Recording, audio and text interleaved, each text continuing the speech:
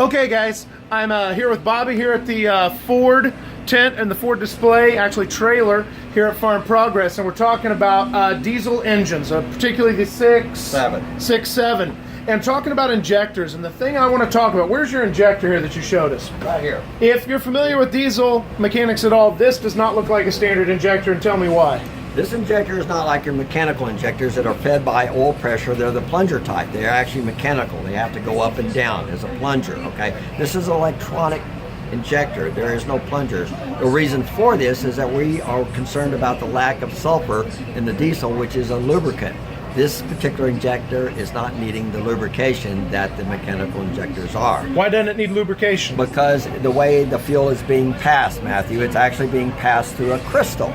A crystal is actually Mother Nature's own little valve. They've learned that if they can hit an electrical charge to a crystal, which is very porous, those particular pores actually open and allows the fuel to pass through them. And then whenever the charge is removed, guess what?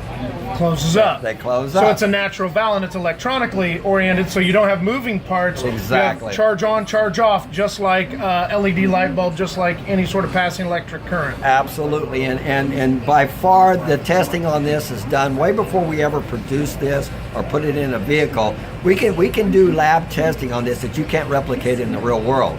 We could actually do like 12 million miles worth of testing on this, where it would take you many years to do. We can do in a matter of months, and this is how we can make sure that it can affirm that this is going to be a good product. So not only do you not need the sulfur, not only do you have the moving components that need lubrication, not only does the size come down, it becomes solid state, and with the other design changes that Ford has built in, actual chemistry, actual physics has been put to use to create something that every kid loves, wants, or needs when they put that big diesel truck together and they want that power to pull that boat or that jet ski.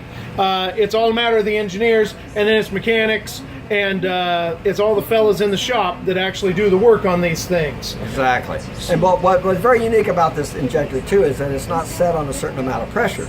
The pressure is what sets the amount of injections that are given per stroke. On your mechanical injectors, that is a factor of having 3 injections per stroke. We actually deliver 5. We can do more, we can do less. If we wanted to detune an engine for certain reasons, because companies want to govern their engines down because of their employees, then we can actually program this the way we want. And so you don't have to change any of the physical properties. It's all a programming and a due to the computer. Exactly. We can adjust it from central office. Exactly. And the same thing, but you got to always remember, Matthew, you've got to balance your air with your flow of your fuel. So we balance that out in our airflow as well.